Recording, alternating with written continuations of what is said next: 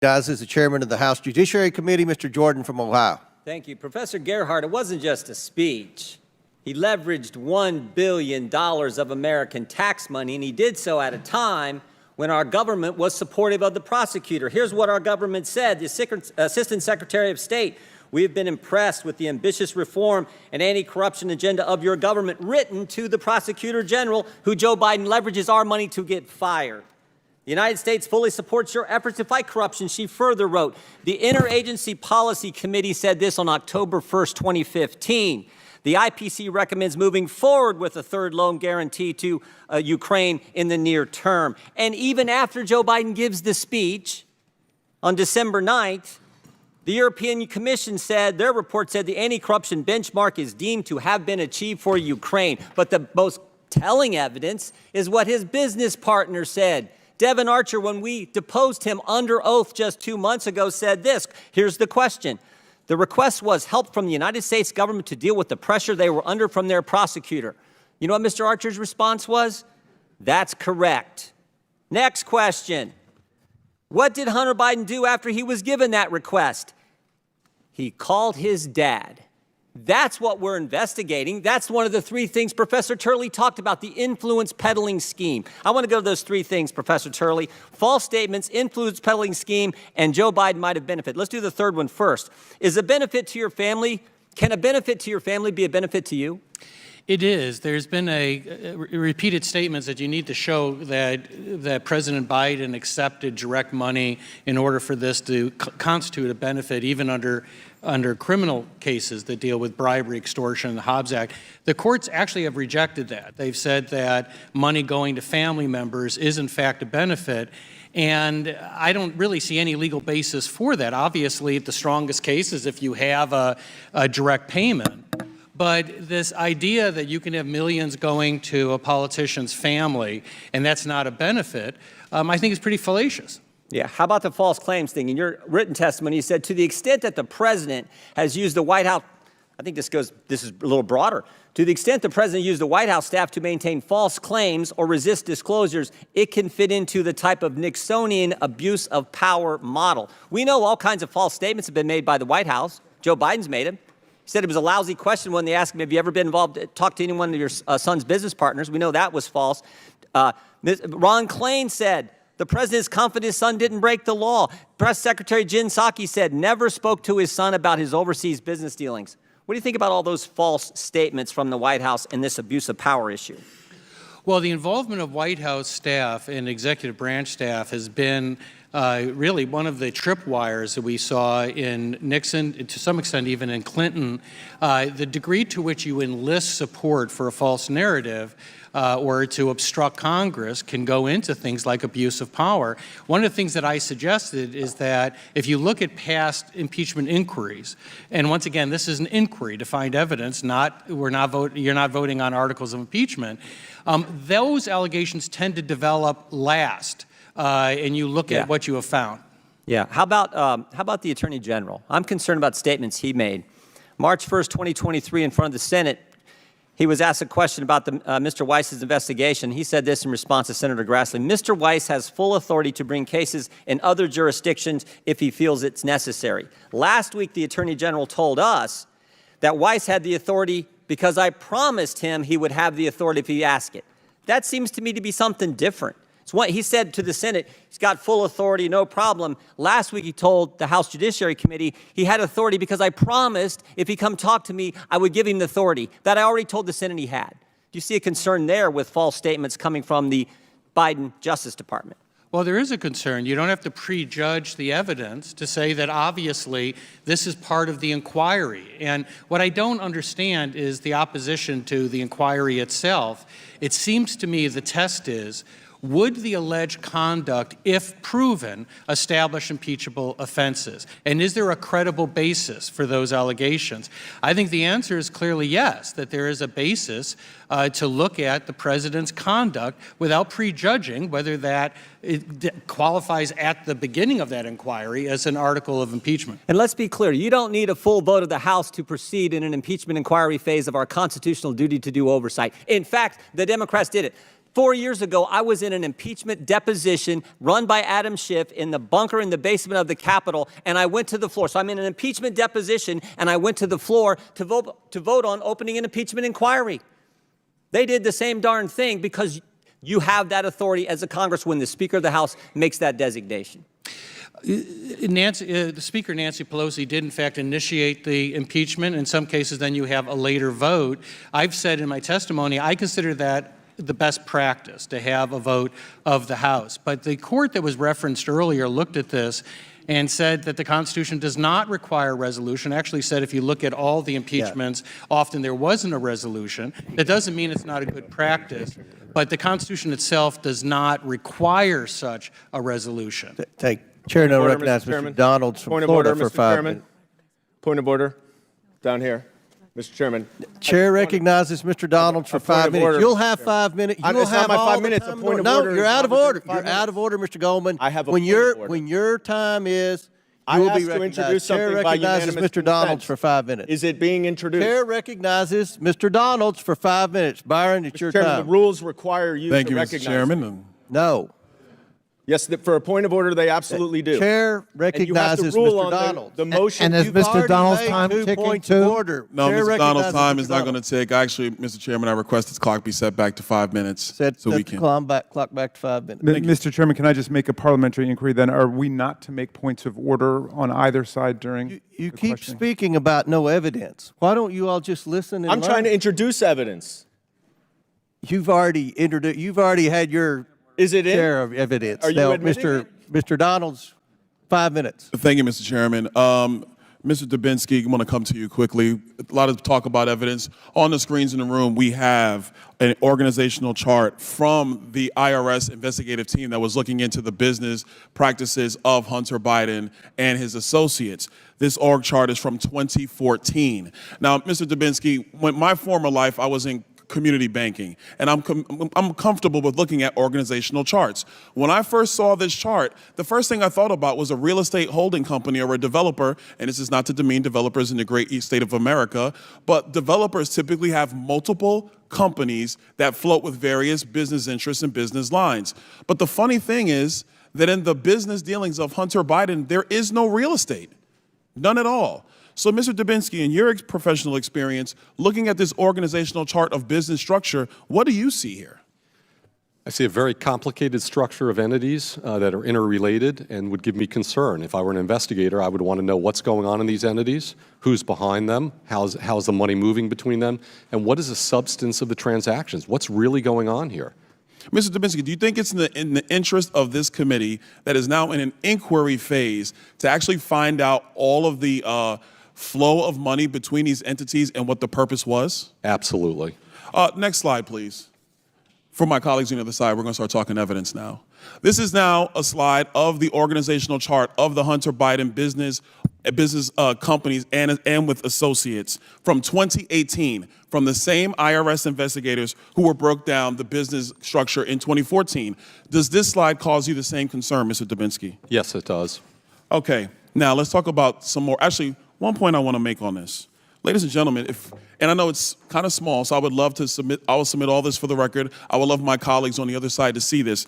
In 2014, one of the key owners was Devin Archer, who did testify and was under deposition under oath by the Oversight Committee. In 2018, Devin Archer is no longer listed, but his wife, Krista Archer, is now listed. Mr. Dubinsky, when you see a situation where ownership interest moves from one spouse to the other, is that a concern of some level of fraud potentially? I would call it a red flag. That's something I would look at and again, try to get to the bottom of what happened there. Was it just transferred? Was there money behind it? What was going on?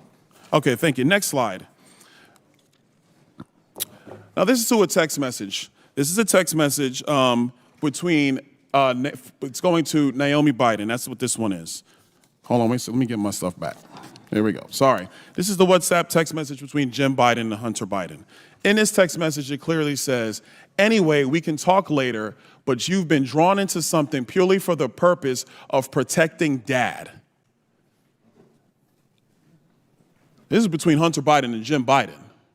Last time I checked, the father of Jim Biden and Joe Biden is now passed away. So I'm assuming this is Hunter Biden saying to Jim Biden, the president's brother, that you've been brought in this for the sole purpose of protecting dad.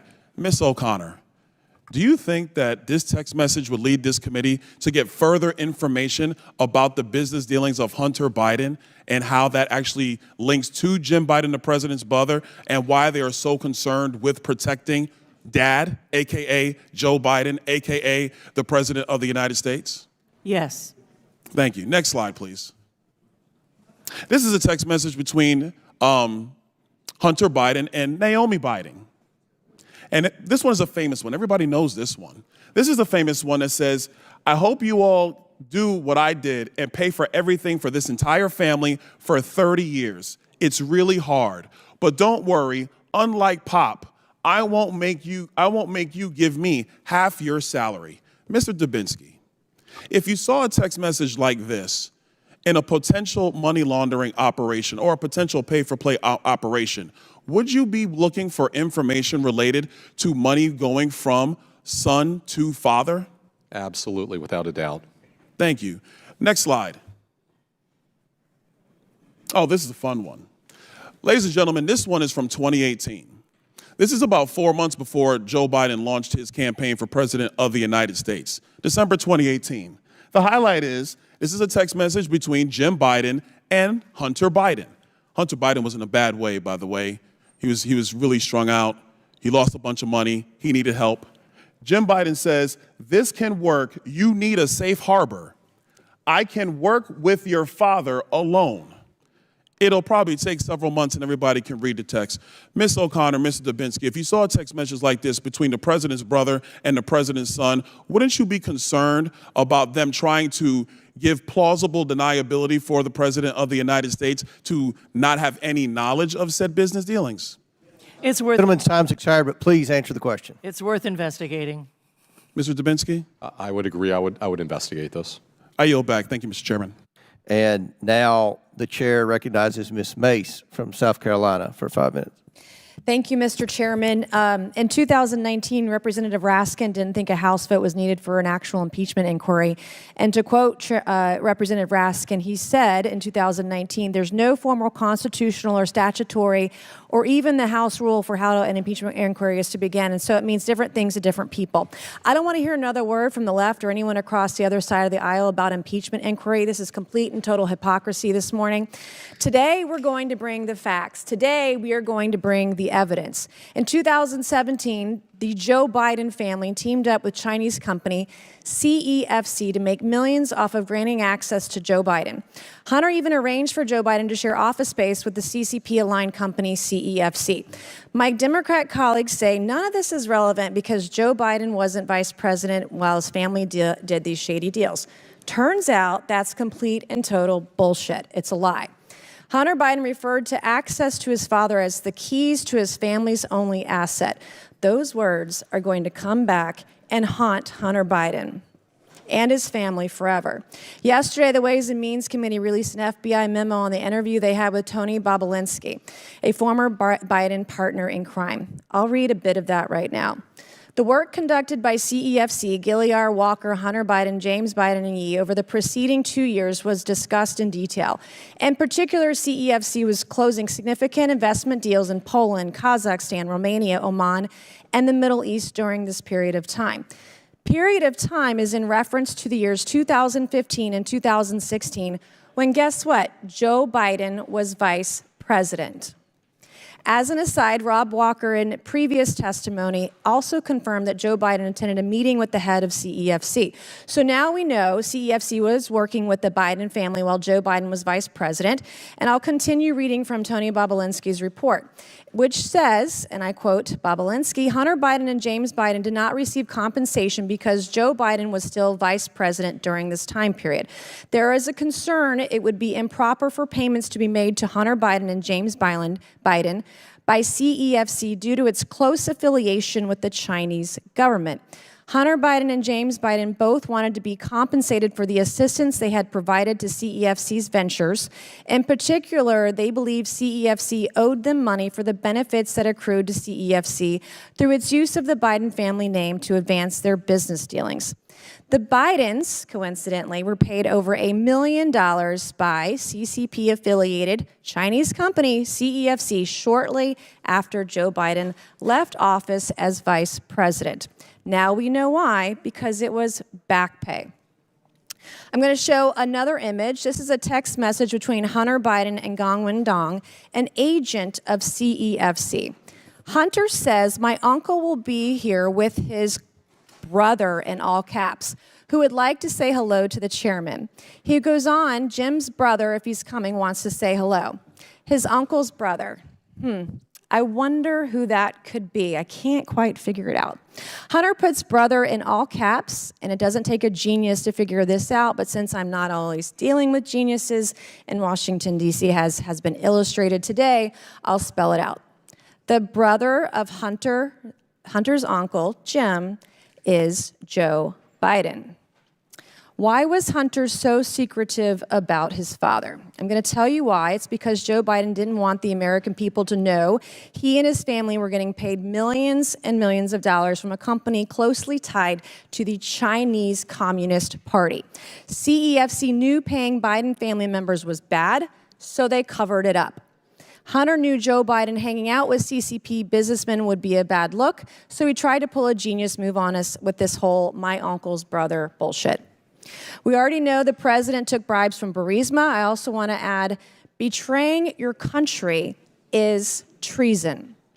Mr. Chairman, I ask unanimous consent to enter into the record this text message between Hunter Biden and Gong Wendong and the FBI memo regarding their interview with Tony Bobolinsky, showing Joe Biden's connections to CFC during his vice presidency. Without objection, so ordered. Professor Turley, we got 30 seconds. In your experience in reviewing cases of fraud, do people who are conducting legitimate business usually go through these efforts and hoops to keep their foreign entanglements hidden? Yes, the issue with influence peddling is that it can, in some circumstances, be legal, but it's not something that necessarily is made public. The public does not buy into the idea that you can sell your family brand if it's influence peddling. So what happens with influence peddling is that you often have the commission of crimes that conceal it, and to take steps so that it's not public. That may include, but it's not necessarily the reason in this case, but it may include the failure to pay taxes, the failure to register as a foreign agent. And part of the purpose of an inquiry is to see if there is a linkage between those acts, and more importantly, a linkage to the president. Can I briefly respond to the earlier attack? You may have additional questions. I don't want to take your time. Mr. Chairman. I'm sorry, the gentlelady's over time. Okay. Chair now recognizes Ms. McLean from Michigan for 5 minutes. Thank you, Mr. Chairman. And before I start with my line of questioning, I just want to make two comments. First, to Professor Gerhardt, I love the analogy that you used about the speeding ticket with Hunter Biden. Let me also see if you would agree with this analogy. If a criminal pulls a trigger for a murder, he's guilty, right? And we can prove it. But don't you also agree with me if somebody ordered that hit, we would charge him too? It's interesting that you don't use that analogy. That's number one. Number I have two, a reason for not using it, but yeah. Yeah, because it doesn't fit the narrative is the reason. No, because number there's no two, I'm evidence amazed at, and I love the fact that Trump lives rent-free in the Democrats' heads every day. That is a beautiful thing, even though we're here talking about the impeachment inquiry of Joe Biden. With that said, I want to talk about the damning evidence of Joe Biden's role in his family's business schemes in Romania. While Joe Biden was president, he was directly involved in the United States policy and anti-corruption efforts in Romania. That's a fact.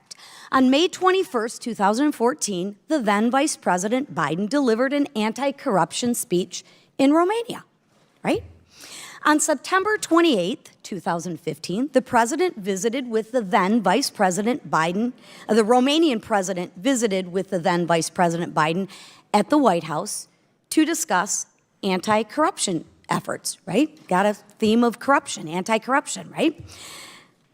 Gabriel Popovich, a corrupt Romanian oligarch, in the subject of a criminal probe, he's a subject of a criminal probe and prosecution for corruption and bribery in Romania. This committee has reviewed transactions showing that the Biden family received money from a foreign company run by this Russian oligarch, corrupt Gabriel Popovich. 5 weeks after the Romanian president visited with Vice President Biden, Popovich begins paying Hunter Biden and his associates, Rob Walker, through his company, Bladen Enterprises. The money from Bladen Enterprises is deposited directly into Robinson Walker LLC. Now, this LLC is directly operated by Hunter's known business partner, Rob Walker. These are all facts, right, that we found through the investigation. In November 2015 and again in March 2016, Hunter Biden, who is not registered as a foreign agent under FARA, meets with the U.S. ambassador to Romania. Red flag. Then, coincidentally, over $1 million flows to the Bidens. I'm not much for coincidences, and I don't think the American people are either. Let's run through the numbers together. Between November 2015 and May 2017, Bladen Enterprises deposited over $3 million into Robinson Walker's LLC business account. But then the Biden family accounts received more than $1 million from Robinson Walker's accounts after these deposits were made. Ironically, 16 of those 17 payments occurred while Joe Biden was vice president. Now, I think most Americans would find it suspicious that, ironically, these payments ended shortly after Joe Biden left office. Another coincidence. Mr. Chairman, I ask unanimous consent to enter into the record the Oversight Committee's May 10, 2023 Second Bank Records Memorandum showing Joe Biden's involvement in his family's business schemes in Romania. Without objection, so ordered. I see three problems here. One, while Joe Biden is touting anti-corruption efforts in Romania, Hunter Biden is employed by a corrupt Romanian oligarch. Interesting. In direct violation of FARA, Hunter Biden meets with the U.S. ambassador to Romania while being paid by Gabriel Popovich. What was Hunter Biden selling to the Romanian oligarchs for millions of dollars? I'd still like to see a contract of that. Professor Turley, I know I'm almost out of time, but you've previously said that Hunter Biden could be charged under the Foreign Agent Registration Act. Can you explain why? Gentlelady's time's expired, but please feel free to answer the question, Mr. Turley. Much of the conduct described in these disclosures does seem to fit what we saw with the charges of Paul Manafort in terms of being a foreign agent. Some of this does appear to be that type of lobbying on the part of Hunter Biden. The failure to register as an agent, of course, helped conceal that, but that's not necessarily the motivation behind it. The question is, should he have registered as a foreign agent during the course of this conduct? And it just seems to me, looking at the Paul Manafort indictment, that there's considerable overlap in terms of the type of actions taken. Perhaps there's a two-tier justice system. With Mr. that, Chairman, I yield back. May I ask unanimous consent to enter Ms. McClain's chart into the record? Without objection, so ordered. The chair now recognizes Mr. Fallon from Texas for 5 minutes. Thank you, Mr. Chairman. Words mean things, or at least they should. Here's Joe Biden's words from August 28, 2019. First of all, I have never discussed with my son or my brother or anyone else anything to do with their business. From September of the same year, I have never spoken to my son about his overseas business dealings. October, same year, quote, I don't discuss business with my son. Were Joe Biden's words true? No, they were false. So why did he lie repeatedly? In an interview back in 2019 with The New Yorker, even Hunter admitted that he talked to his dad about business, specifically Burisma. Many of Hunter Biden's business associates have testified Joe Biden met with them. Two of the ones closest to Hunter, Rob Walker and Devin Archer, were among them. So they not only spoke to him, They took, a lot of the business associates took photos with him. They played golf with him. Joe Biden gave them White House tours. He wrote letters of recommendation for their children and shared fancy dinners as well. So let's also talk about patterns. Yuri Luzkov and Yelena Baturina. They are Russian, they were married, Russian oligarch billionaires. Michael McFaul, the U.S. ambassador to Russia, ID'd Luzkov as being corrupt. Yelena Baturina wires $3.5 million to Hunter Biden. Soon thereafter, who does she have dinner with? Then Vice President Joe Biden. Kenez Rakishev, and Karim Mazimov, Kazakhstani nationals. Mazimov used to be the prime minister. He's now in prison. Rakishev wires $142,300 to Hunter Biden. The very next day, Hunter Biden buys a Porsche for $142,300. And then soon after, who do you think Kenez Rakishev has dinner with? Say it with me. Then Vice President Joe Biden. Vadim Pozharsky and Mykola Zolchevsky, the CEO and CFO of Burisma.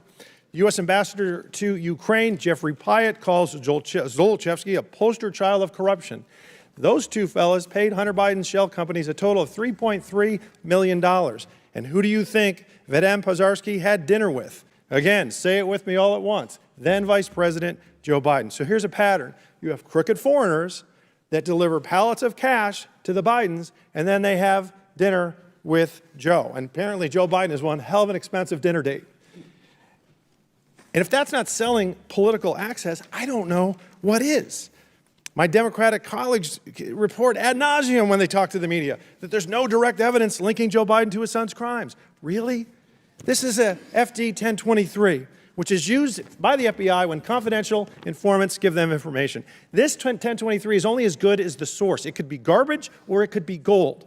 The FBI describes this source as somebody that is highly reliable and very trustworthy. In fact, they've worked with him for over a decade and paid him well over $100,000. What he has given to them is always checked out. This, ladies and gentlemen, is gold. Consider this with weight and gravity. So what does this say? I don't know what the confidential informant's name is, so I'm going to call him Ivan.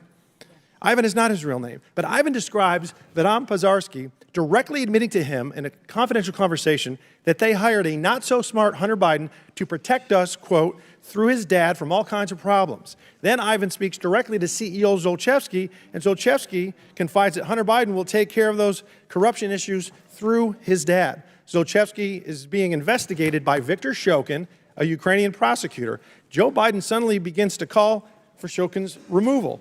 Now, Ivan is also told by Zolchevsky that it cost him $5 million to pay one Biden and $5 million to pay the other. This is direct evidence of naked corruption and bribery. Zolchevsky also admitted to Ivan that both Bidens pushed him to pay them and to keep Hunter Biden on the board. Please keep in mind, these were confidential conversations. Also interesting that Zolchevsky referred to Biden as the big guy, and I doubt he knows Tony Bobulinski. Shokin seized 2 homes, land, and a Rolls-Royce from Zolchevsky. When he was fired, the Ukrainian president admitted in a phone call to none other than Joe Biden that Shokin didn't do anything wrong, but at your behest, we fired him. And then $1 billion of aid that was being withheld was given to Ukraine. And lastly, after Shokin was fired, Hunter Biden and the other members of the Burisma board wrote a letter to the new prosecutor demanding that the investigation into Zolchevsky ended. And you know what? Shockingly, it did. The message was sent, and the Bidens delivered. Mr. Dubinsky, in your experience in financial investigations, you follow, quote unquote, you follow the money. If you were investigating this and looking at $5 million payment from Burisma to Joe Biden, what kinds of information or patterns would you be looking for? Well, I'd want to know who, what, when, where, and why. What's going on? Why is the money moving? What's it for? What's the substance behind it? And talk to people. Look at documents and talk to people. That's what we do in investigations. I would venture to say everybody in this chamber, if they were the CEO of a company and they saw money moving like that within their own company, they'd want to get to the truth. They'd want to find out, why is that money moving? Why is somebody paying that money out? Those are the questions that need to be asked and get to the bottom of. Mr. Chairman, I have another unanimous. Without objection, so ordered. Chair now recognizes Mr. Perry from Pennsylvania for 5 minutes. Thank you, Mr. Chairman. In an attempt to establish some patterns here and get to the actual facts out, the media won't report. The president's son seemed to benefit often from government positions. As far back as 1996, he refused his first job at MBNA. Then Senator Joe Biden had supported the controversial bankruptcy bill, which really favored the company to the peril of average citizens, and he got the name Senator for MNBA.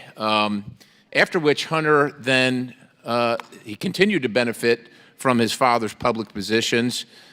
And in 2011, he was contacted by Che Fang, who's a Chinese politician and businessman. They wanted to form a joint investment firm that then became a subsidiary of the Bank of China. Now, it seems like the president's the president's son's only skill is leveraging his family name. It essentially seems like it comes to him like swimming comes to a fish. If we could put up on the screen an email from between Devin Archer and the president's son. And if you can see here where he's asked, why does the super chairman love me so much? And the answer is, it's easy. It has nothing to do with me and everything to do with my last name. That's the president's son. That's not me saying it. That's the president's son. He openly acknowledged it doesn't come from education or business acumen. It comes from his name. And let's face it, it is his name, but it's not his name that was garnering all the attention. Both were selling their name, one to MBNA and the other to the highest bidder. Devin Archer, in his transcribed interview, if you'll put that on the screen, please, he confirmed it. If I can get Mr. Archer's testimony on the screen. Well, while it's getting up there, because the clock's going to... It's not up there. Biden family, he confirmed it and said the Biden family was the product or the brand. And it's fair to say, in quotes, that Joe Biden was the brand and obviously brought most value to the brand. I make that case because the president's son was addicted to drugs and he was frequenting prostitutes, so I suspect his value of a brand was pretty low compared to his father, who was the vice president of the United States. I mean, companies brand their products, whether it's a food company or a car company or shoe company, they brand it because it provides trust by their buyers or from their buyers. Now, this committee first released a bank memo on March 16, 2023, that showed that less than 2 months after the vice president left office, State Energy HK Limited sent Robinson Walker, again, a very close friend and business associate of the Biden family, $3 million. Shortly thereafter, literally the next day, and within the next series of days, Robinson Walker sent over $1 million to the Biden family and associated businesses, and they were sent in suspect incremental payments. And it follows a pattern. I can give you other instances where the exact same thing occurred. 1/3 for Robinson Walker, 1/3, 1/3 here, 1/3 there. That's how it worked out. Now, the Biden family provided no legitimate services, yet Hallie Biden, reportedly working as a school counselor, was provided some of this money. For what? What was the product or what was the service? Mr. Chairman, I ask unanimous consent to enter into record the first bank record memos dated March 16, 2023, new evidence resulting from the Oversight Committee's investigation of the Biden family's influence peddling and business schemes, showing that the Biden family members and Biden-associated businesses received over $1 million from State Energy HK Limited, a Chinese company. Without objection to order. Thank you. Mr. Turley, thank you for being here. What is influence peddling? Influence peddling is to sell access or influence to an office holder to achieve some end. There's sometimes a very clear quid pro quo, which is a specific act that you want. Sometimes it's a general pattern of corruption of favoring someone. I actually, in my testimony, gave I believe it was the Canadian definition, which I thought was a particularly good one under their law. But the United States also signed off on a convention on public corruption that also has definitions that are relevant. Mr. Dubinsky, in the remaining time, this money, these wires are being sent to family members with no apparent legitimate services being rendered. Chairman, Is this I think we're something that you would find interest in and would in yourself, if charged with it, would investigate on your own? Gentlemen, time's expired, but please answer the It question. would be a red flag, and I would follow up on that and see where it leads. Thank you, Mr. Chairman. Chair recognizes Mr. Timmons from South Carolina. Thank you, Mr. Chairman. I'm going to try to simplify this for the American people. My colleagues across the aisle allege that this inquiry is improper and that this hearing is improper, but that could not be further from the truth. We now have enormous amounts of evidence to indicate that Hunter Biden was engaged in nefarious and illegal activities with foreign nationals from China, Romania, Ukraine, Kazakhstan, and Russia, all while making millions of dollars doing so. We don't even know the full extent of it yet. To date, we've discovered up to $25 million in payments, and that's without even having Hunter Biden's personal bank records. The question is this, though. This is the question. This is why we're here. What did Joe Biden know and when? Due to the evidence that we've found to date, Speaker McCarthy appropriately initiated an impeachment inquiry to give us additional tools to get the answer to that question. Based on the circumstantial evidence we have, the laptop, the whistleblowers, shell companies' bank records, and testimony from Devin Archer, this Congress has a duty to further investigate whether Vice President Joe Biden was an affable, loving father, simply taken advantage of by his delinquent son, or a knowing participant who was complicit in the scheme and financially compensated for his role. That is why we are here today, to answer that simple question, to determine if our current president is compromised. Look, this scheme is complicated, all these countries and all these different roles different people played, but the plan is simple and repeated often. A foreign client has a problem. The foreign client pays a Biden. The vice president leverages influence to force favorable outcomes for the client. The Biden family earns their fee. That's the scheme. We've seen it played over and over. As we continue to investigate all of this wrongdoing, I've put a lot of time trying to figure out how all this got started. In 2014, it seems that Vice President Biden, after 4 decades of public service and thinking he would never hold public office again, started down a slippery slope. Perhaps he just wanted to help his struggling son. Maybe he never intended to sell policy decisions and for the Biden family to get millions of dollars. But there's mounting evidence that suggests that that may very be what has happened. It all began in the spring of 2014, though. Hunter Biden gets his father to have dinner with foreign nationals and his business partner, Devin Archer, in Georgetown. The foreign nationals attending this dinner were Karim Masimov, the Prime Minister of Kazakhstan, Kenes Rakishev, a Kazakhstani oligarch, Yelena Baturina, a Russian oligarch who also happened to be the wife of the mayor of Moscow. We know that beginning in early 2014, Baturina sent a $3.5 million wire to one of Hunter Biden's shell companies, and Rakishev wired $142,300 to yet another shell company for Hunter Biden to buy a Porsche. We have the bank records to prove this. So the logical question here is, what was this money for? What were the goals of those payments? For Baturina, it seems, her motives were clear. She knew that Russia was going to invade Crimea, and as a response to the invasion, the Obama administration would inevitably announce sanctions and visa bans. Who's left off the list that the Obama administration published? Who was noticeably missing? Yelena Baturina, the richest woman in Russia, the woman who wired Hunter Biden $3.5 million just days earlier. That's just a coincidence. For Rakishev, the motive was to leverage Biden's influence to aid in the facilitation of the sale of Kazakhstani state oil rights to Burisma. And guess what? In December of the same year, Rakishev's oil company and Burisma joined a Chinese Communist Party-linked company and announced a deal. Everyone got rich. Again, another amazing coincidence. These are only the first 2 of dozens of examples of the scheme. A foreign client has a problem. A foreign client pays a Biden. Vice President leverages influence to force a favorable outcome for the client. Biden family earns their fee.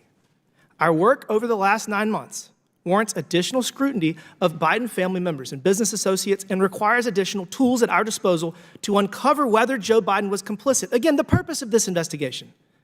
Our next steps are to subpoena additional documents that will give context to these transactions to help determine Joe Biden's culpability.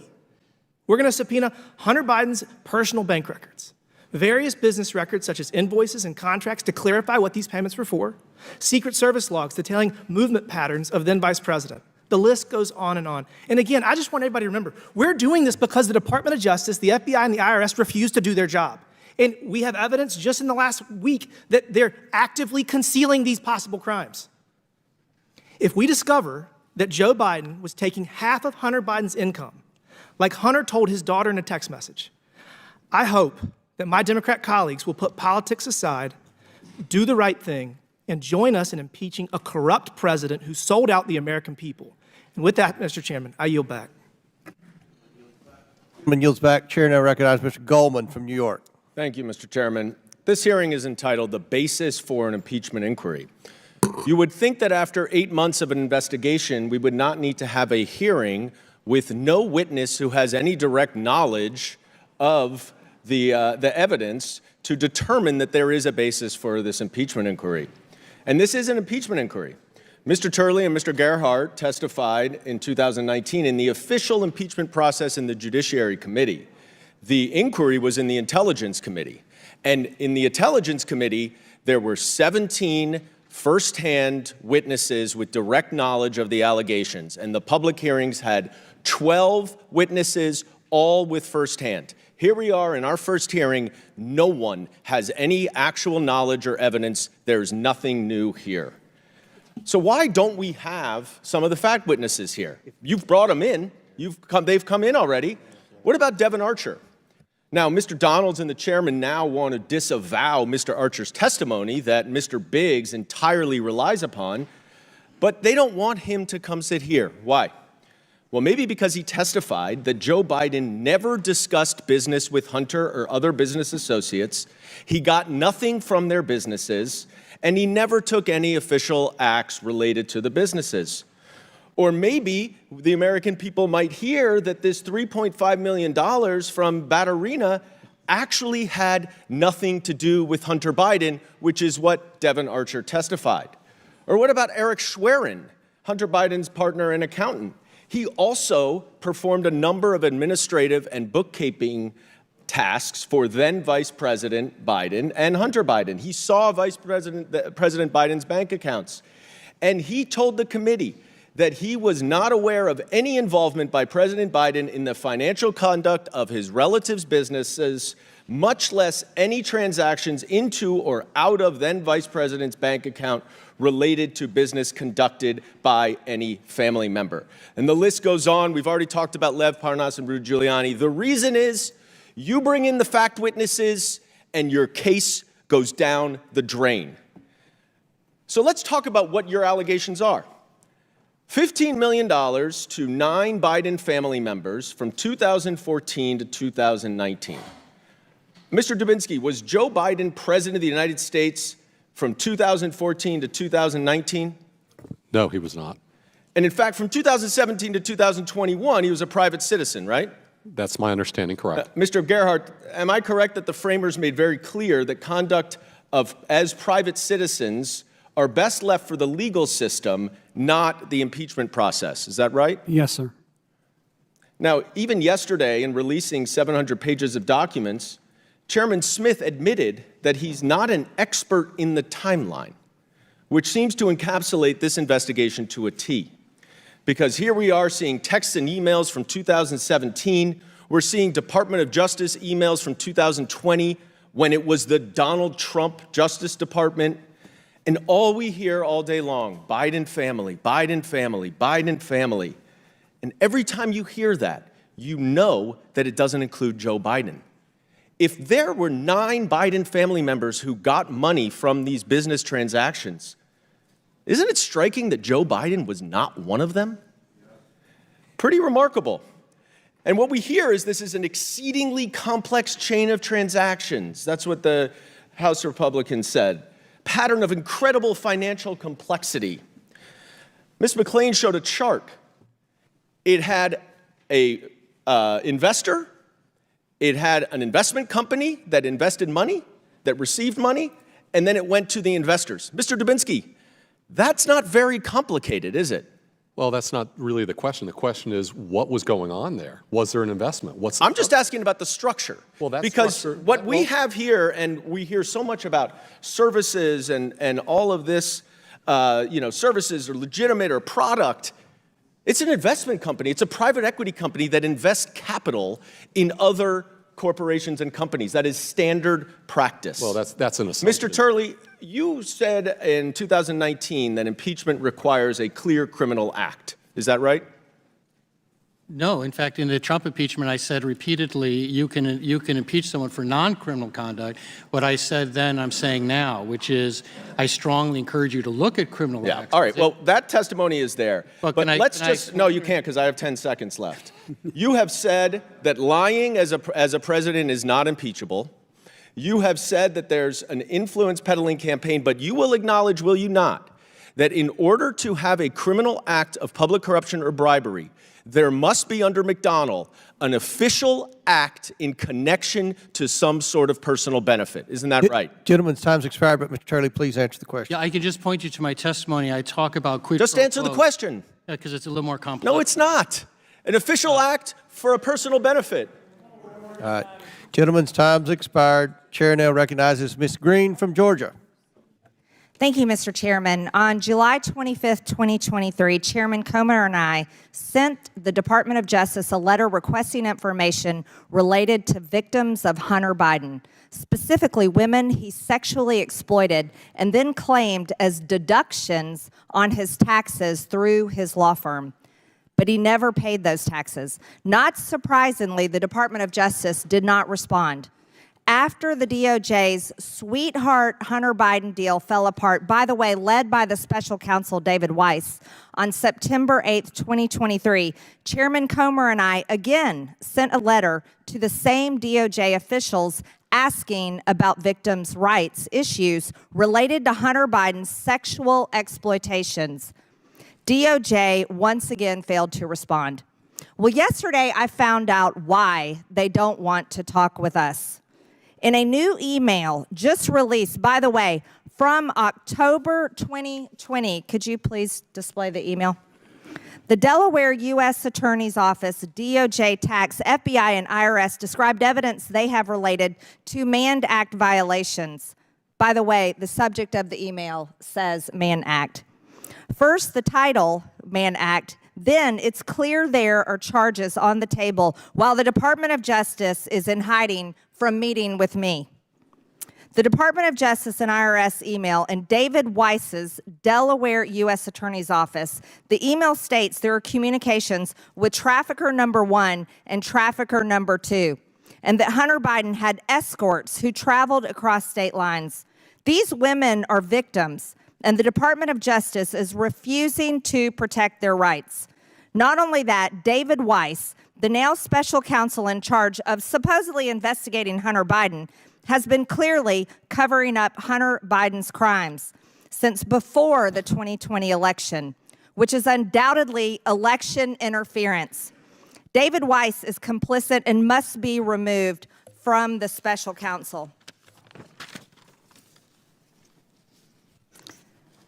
We also have more information we subpoenaed.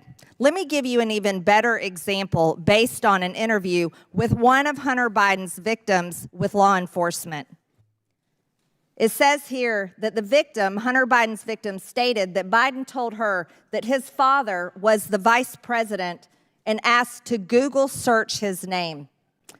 Hunter Biden's victim stated she told Biden she was not interested in Google searching his name and just wanted to be paid. Hunter Biden's victim stated that Biden then showed her a picture of his father with President Barack Obama. Don't forget his father was vice president then. Hunter Biden's victim stated after she was shown the aforementioned picture, who was the vice president of the United States with the president of the United States, Barack Obama, she became afraid. After Hunter Biden's victim left the location, she arrived back at her apartment and told her friend, who she was just with, Hunter Biden's victim stated that her friend told her, "You have no idea who you're dealing with." These women were terrified, terrified. He used his father, Hunter Biden used his father, the vice president of the United States, to threaten his victim, who he had just trafficked for sex. And the Department of Justice refuses to speak to me? Hunter Biden needs to be held accountable for his sexual exploitation of women. And we've shown more evidence. We've shown evidence. This is what it looks like. This is what Mann Act violations look Mr. like. Chairman, I reclaim my time. I'd like reclaim to my challenge time. the use of this Hunter exhibit Biden under should Clause be 6 held of Rule accountable. 17.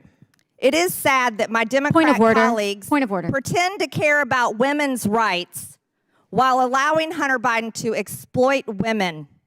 This is a shame. But let's talk about... Chairman, let's there's go a little further. parliamentary challenge before us.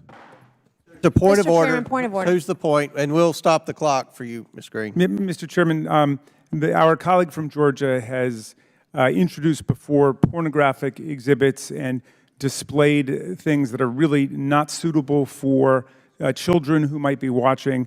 And Bathing suit's not suitable, Mr. Raskin? well, I'm saying I would like the member to be instructed to not introduce any pornography today, at least without running it A through the chair bathing first. suit is not pornography, Well, Mr. we can't see it Raskin. from down there, so you didn't make it available to the minority before you Seen started. it before. It's Okay. on the internet. It's everywhere. You are submitting a naked woman's body. This is a bathing suit. This is a bathing suit. And it has not been cleared before this committee. right. Glasses on. Do you wear them Okay. or not? It's a I have bathing contacts in, thank suit. you. Oh, congratulations. All right. Chair asked Ms. Green to proceed. Now let's talk about more evidence the Democrats have denied that's turned out to be true. We all know Joe Biden is the big guy. And we confirmed that Hunter Biden was lobbying his father. Here's another example that was just released yesterday. This is from a timeline from one of the IRS whistleblowers and quotes an email between Vuk Jeremic, a Serbian politician, and Hunter Biden. Did you have a chance to talk with the big man? He's receiving my prime minister on Wednesday. Please let me know if you think that what we discussed back in D.C. can be mentioned in the meeting. My domestic strategy, how I proceed in dealing with my government, very much depends on whether it happens or not. This is a conversation between Hunter Biden and Vuk Jeremic. This is called influence peddling. This is how Hunter Biden was selling his father's political power and influence. And this is a perfect example. This is evidence right here. I'd like to remind everyone that this is the beginning of the impeachment inquiry, where we're casting a wide net and finding every single person, whether it's last administration, the administration before that, and whether it's the current administration, that has covered up the Chairman, point crimes of order. of the Biden family, and we will continue pulling more We're evidence 54 seconds forward. over, Mr. Chairman. I yield the remainder of my time to my friend from Ohio, Jim Jordan. I thank the gentleman for yielding. Mr. Turley, I want to get back to what you said in your written statement about the abuse of power model that we've seen in other administrations and you think may exist here with this administration. I just want to look at the gentleman before me was just talking about the way the Justice Department ran the investigation into Hunter Biden. And some of the things we've learned from the whistleblowers were they were prevented from taking certain investigative steps. They couldn't interview the adult grandchildren of the president. They couldn't execute a search warrant on a storage unit without first tipping off the defense counsel. They couldn't use, in interviews they got to do, only a couple, they couldn't use the term big guy. They couldn't look at political figure one, which we know is the big guy, is Joe Biden. They couldn't investigate tax years 2014 and 2015 because they let they couldn't charge for that, I should say, because they let the statute of limitations expire. Is it an abuse of power when the Biden Justice Department stops investigative steps that all potentially lead to Joe Biden?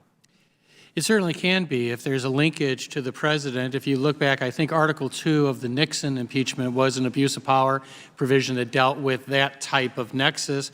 Article 1, I think, of the Trump impeachment, I think, dealt with that type of nexus. So you just have to establish those linkages as you go forward in an inquiry to make an article of, to substantiate an article of impeachment. I want you to elaborate on something you said earlier, too. I wrote it down. You said confirmed corrupt influence peddling operation. Can you elaborate on what you think that entails? That's pretty strong words.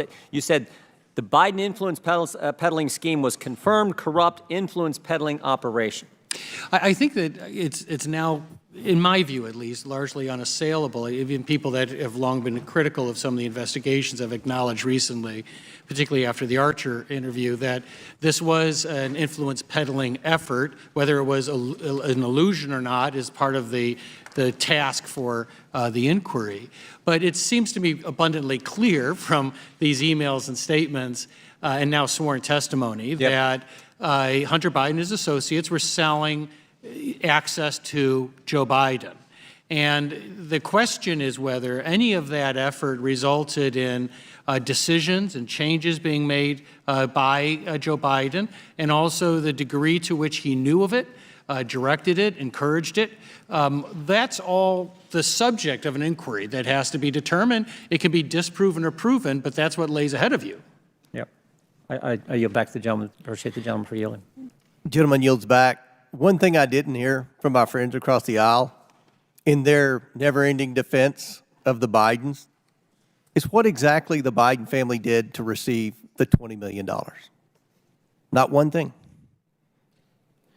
Today's hearing title is the basis for an impeachment inquiry of President Joseph R. Biden. My Democrat colleagues have used this hearing to talk about impeachment, not an inquiry, but actual articles of impeachment. We aren't talking about impeachment today, and they know that.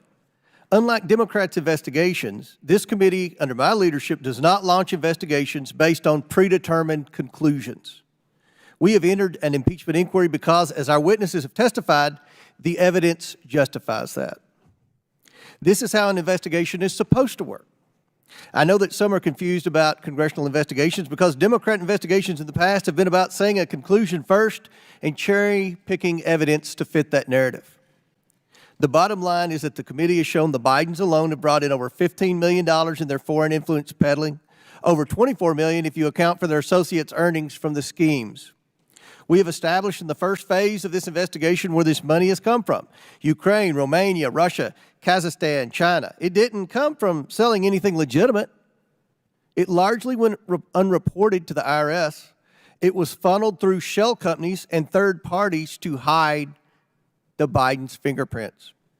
This deserves investigation. This deserves accountability. The American people expect this committee to investigate public corruption. Now, we know much of the money goes to Hunter Biden, Haley Biden, James Biden, Sarah Biden, other Biden family members and their business entities. What we need to understand is where it goes next. That is the question this committee seeks to answer, and the evidence supports that next step. Joe Biden showed up, met with, ate with, talked with, shook hands with, and had meetings with, including in the White House, the foreign individuals sending millions of dollars to his family who sold access to him. This was no illusion of access. They got access. My Democrat colleagues wanted to spend this hearing defending the president against an impeachment that is not announced. I do wonder if they have predetermined the president's level of participation in these schemes. 2 days ago, this committee revealed a wire for over $250,000 was sent to Joe Biden's home address. As of yesterday, we know Joe Biden was named on a search warrant that was quashed by a Department of Justice employee. For my colleagues to say there's no evidence of Joe Biden's involvement is not only wrong, but it fails to acknowledge that investigators have been shut down when attempting to explore avenues that led to the president. That's what the Ways and Means Committee released yesterday. The witnesses today have all identified the evidence the committee has uncovered as deserving further inquiry. And that is what this committee will do, no matter where that evidence leads. I want to thank the witnesses for their testimony today. It confirms the evidence compiled by this committee justifies the investigation of Joe Biden's role in his family's international business schemes and justifies the next step of this investigation. One of those steps is gaining insight into where the Biden's foreign money ended up, for what purposes.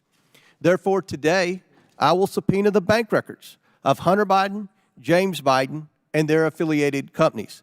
And with that, I yield the remainder of my time to Chairman Jordan.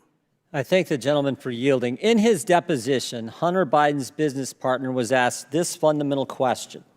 The request was help. This is the request from Burisma. The request was help from the United States government to deal with the pressure they were under from their prosecutor. Mr. Archer's response, correct.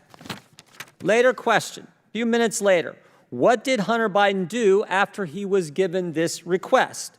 Mr. Archer's response, he called his dad. someone pretty important in the United States government, which then begs the obvious question. What did his dad do? He gets a request from Burisma. He called his dad. What does his dad do? 5 days later, he gets on a plane, he flies to Ukraine, and he starts the process of firing that prosecutor. That is why Mr. Turley said earlier that this is a confirmed corrupt influence peddling effort. He thinks that's what Joe Biden engaged in. And oh, by the way, that all happened even though the Obama administration had just written the prosecutor general a few months earlier and said, we're impressed with the ambitious reform and anti-corruption agenda of your government. Wrote the very guy Joe Biden decides to do it. And you know what he did? He decided on the plane. He decided on the plane. Read the Washington Post, September 15th. On the plane, Joe Biden called an audible, quoted. He called it, it was time for a bigger punch. The loan guarantee was the main point of leverage, Professor Gerhardt. He used the money of the people I represent in the 4th District of Ohio to help his family. And anyone with a brain can see that. That was the point of leverage, the vice president declared. So instead, he would tell Poroshenko the loan would not be forthcoming until Shokin was gone. And guess what? They didn't stop there. They made sure the next prosecutor dropped the charges against the very guy who requested this all to happen in the first place, Zolochevsky, the head of Burisma. That is the case. That is the case. That's why the chairman wants the bank records. That's why we're doing the impeachment inquiry. It can't get plainer and simpler than that. And it all happened. It all happened in that 5 days. He gets the request. He calls his dad calls the audible, uses our money to leverage the change. That's what took place. And again, I think anyone with common sense can see it. I yield back. Gentleman yields back. As a housekeeping measure from last week's markup on HRs 4428, 4984, 5040, 5527, 5528, and the en bloc postal package pursuant to House Rule 11, Clause 2, I ask the committee members have the right to file with the clerk of committee supplemental, additional minority, and dissenting views without objection. Additionally, the staff is authorized to make necessary technical and conforming changes to the bills subject to the approval of the minority without objection, so ordered. In closing, again, I want to thank our panelists once again for their important and insightful testimony today. With that and without objection, all members will have 5 legislative days within which to submit materials and to submit additional written questions for the witnesses, which will be forwarded to the witnesses for their response. If there is no further business, without objection, the committee stands adjourned.